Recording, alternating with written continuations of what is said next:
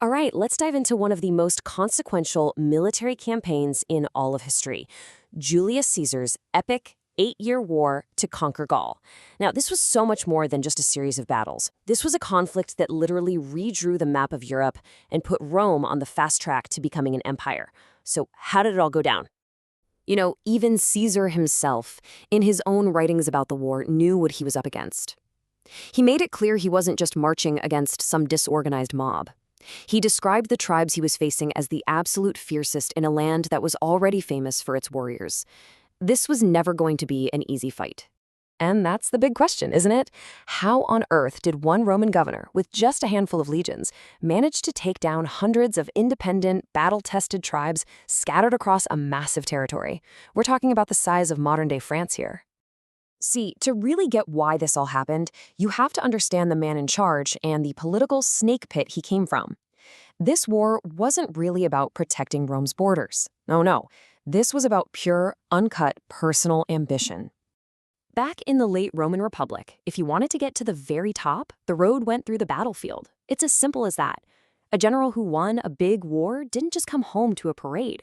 He came home with staggering wealth and, more importantly, an army of soldiers loyal to him, not the state. For a guy like Caesar, a huge war wasn't a risk. It was a career move. And Gaul, well, it was the perfect place to make a name for yourself. It wasn't one unified country. It was this huge patchwork of dozens and dozens of Celtic tribes. They were incredibly brave, amazing fighters for sure, but that very independence that made them so fierce, it would turn out to be their greatest weakness. Now, Caesar couldn't just invade for no reason. He needed a pretext, an excuse. And in 58 BC, he got one. A tribe called the Helvetii decided they were going to pack up and move across Gaul. Caesar claimed this was a threat to Rome, and that was all he needed. He got his legions together, marched north, and just like that, the Gallic Wars had begun. So, the board is set for this massive conflict. But you have to understand, this was never going to be a battle between equals. It was what we call an asymmetric war, which basically means the two sides were playing completely different games. You had Rome's professional, centralized war machine up against the scattered, but incredibly ferocious collection of tribal fighters. And I mean, the difference between them was night and day. On one side, you have the Roman legions. These guys are professionals. They're disciplined. They've all got the same gear, and they have one commander.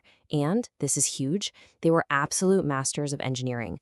Then you've got the Gallic warriors, incredibly brave, tons of them, but all fighting for their own tribes with different gear and different leaders.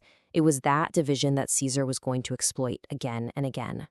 And boy, did he ever. With brutal efficiency, Caesar's legions just swept across Gaul in those first few years.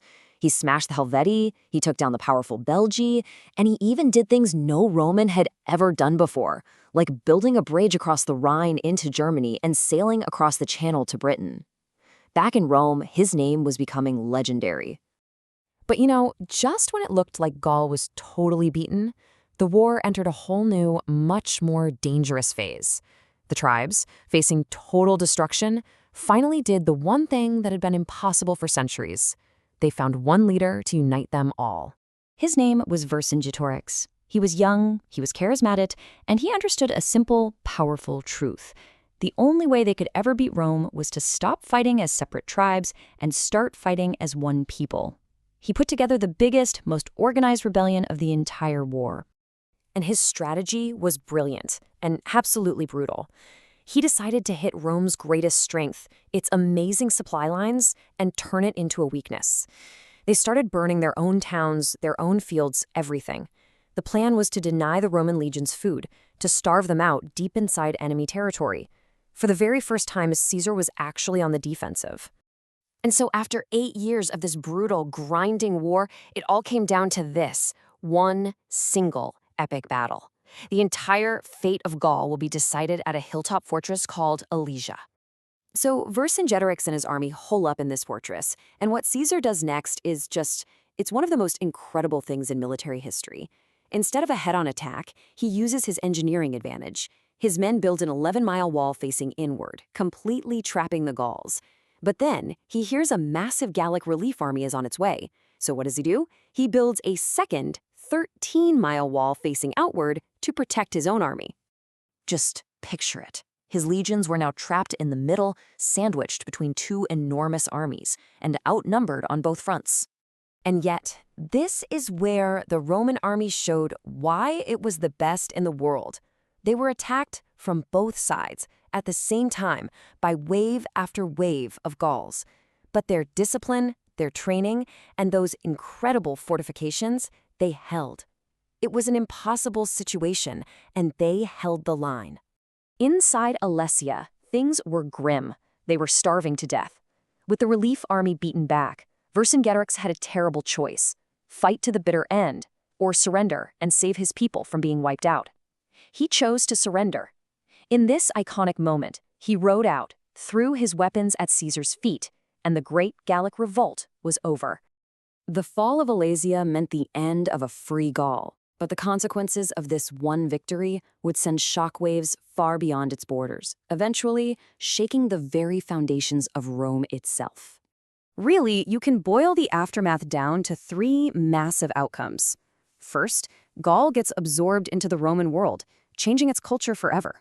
But just as important, the war gives Caesar unbelievable wealth, fame, and a battle-hardened army that is fanatically loyal to him. And it's that power that ultimately leads to the death of the Roman Republic. And that's how it's all connected. It's a straight line. Gaul becomes one of Rome's most important provinces for centuries. Caesar becomes the most powerful man in the world. And then he uses those loyal legions to march on Rome, start a civil war, and win.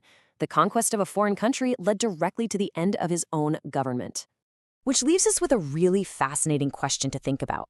There's no doubt that Caesar's conquest of Gaul changed history and paved the way for the Roman Empire. But in doing so, he used the power he gained to completely dismantle the republic he was supposed to be serving. So, what was he? A builder or a destroyer? The answer, just like the man himself, is pretty complicated.